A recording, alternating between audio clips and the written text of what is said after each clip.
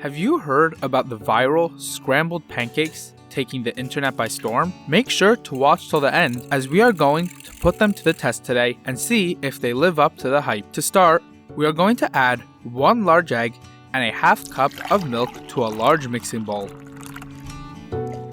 Then we are going to add a half teaspoon of vanilla for some flavor. In a separate bowl, we are going to melt 1 tablespoon of butter, then add that to the rest of the wet ingredients. Give that all a good mix together. If you like being able to make recipes like this at home, then make sure to subscribe so you don't miss all future recipes coming out. Then put your wet ingredients to the side as we mix all our dry ingredients separately.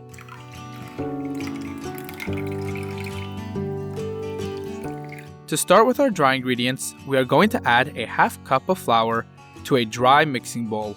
Then add 1 teaspoon of baking powder and 1 tablespoon of sugar and mix together.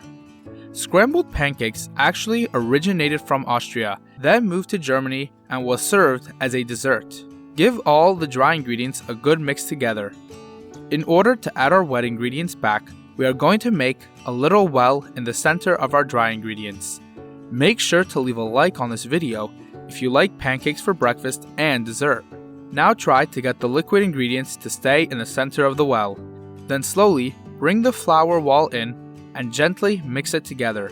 Make sure not to overmix it, but once it's smooth, place your batter on the side and let it rest for 5 minutes as you heat up your pan. Over medium heat in a small frying pan, spray your pan with oil or lightly spread oil using some paper towels.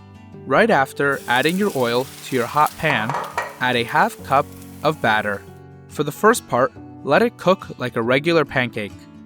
When you see bubbles form on top, flip the pancake halfway over itself. Then start breaking it up and scrambling it like you would with regular scrambled eggs. Then let them cool on a wire rack.